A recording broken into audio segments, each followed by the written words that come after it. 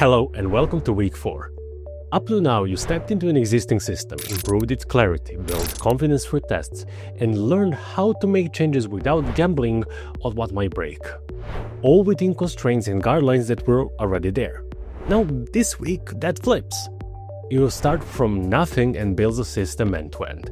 No repository, no code, no structure, no framework decisions made for you. Just a set of requirements and a goal. At first glance, this might look as a step back, from just judgment work to just coding again. But it isn't. The difference is that this time AI is in the loop. With AI in the workflow, building from scratch becomes a different skill. The model can generate code quickly, but the real risk is in the shape. If you let AI decide structure for you, you end up with something that runs, but it might be fragile and hard to evolve. This week, you will build end-to-end with a very specific goal. Use AI speed and accuracy without giving up control over architecture, boundaries, or intent. Hi, I'm Luka Anicin and I'll be guiding you through this module.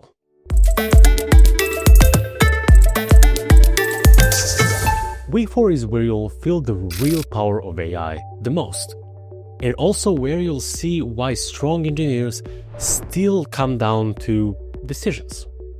When you start from an empty repository, the first few choices you make determines whether you end up with a system that can grow or a demo that collapses the moment requirements changes. So we are going to build quickly, but we are going to build deliberately. In an established system, the architecture is already there. You can disagree with it, but you can see it. In a greenfield repo, architecture is something you create, and sometimes without realizing you're doing it. That is why the first goal this week is not to generate code, it is to establish clarity before implementation begins.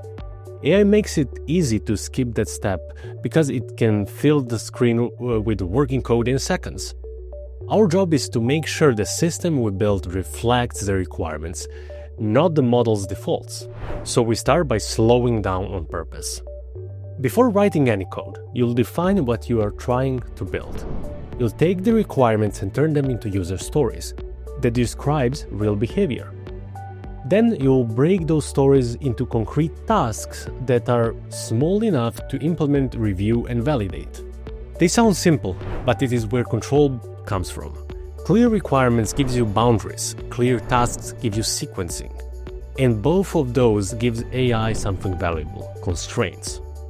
When constraints are visible, AI's output becomes more focused and more predictable. Without them, you might still get code, but you are also getting assumptions, and assumptions becomes defects later. Once the plan is clear, we build the backend using test-driven development, or TDD. You write tests first, then use AI to help implement the logic in a way that satisfies those tests. This keeps the systems grounded as it grows, and it keeps you honest about what the system is supposed to do. TDD also changes how you use AI. Instead of asking AI to invent an implementation, you give it a contract and ask to implement inside that contract. That reduces drift, it reduces guesswork, it turns AI into an accelerator rather than a source of surprise. And as a backend grows, the test becomes your safety net. They tell you when something is broken, and they tell you what systems promises and to preserve. Once the backend is in place, we move to the frontend. Most of you won't have the deep experience with, for example, React, and that's intentional, because in the real work, you rarely get to operate only in the areas you already know. The skill is being able to build responsibly when you are outside of your comfort zone, without lowering the standards.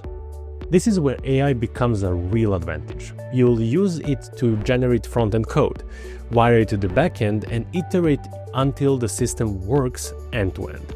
The focus is not on making the UI perfect. The focus is on making the product functional, connected, and correct relative to the requirements you defined. You will still verify what you ship. You will still check assumptions. You will still keep boundaries clear. AI helps you move faster, but it does not replace accountability. Throughout this process, we talked explicitly about collaboration. AI-generated code still needs the same discipline as any other contribution. You review it, you question it, and you make sure it fits the architecture you intended. You avoid blindly merging changes just because they look plausible. This matters because the cost of bad structure is not immediate, it shows up later.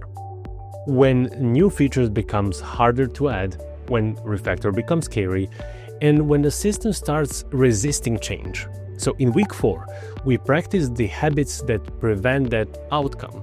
Review like an engineer, merge like an owner. Treat the repository system you are shaping, not a place where code appears. By the end of this week, you won't just have written more code.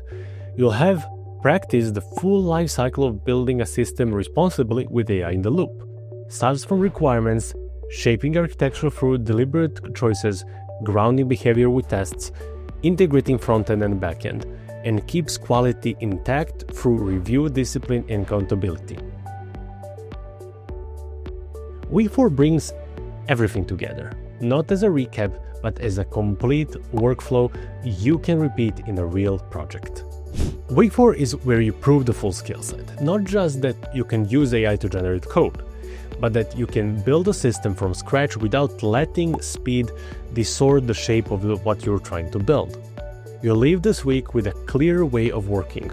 Define intent first, build in stages, use tests as the guidelines, and treat AI's output as something that must earn its place. That is how you build faster without building fragile systems. When you're ready, create a new repository, take a breath, and let's build it from the ground up. Code faster. Build smarter. Lead the future of AI. Join the Advanced AI Engineer certification. Check out our website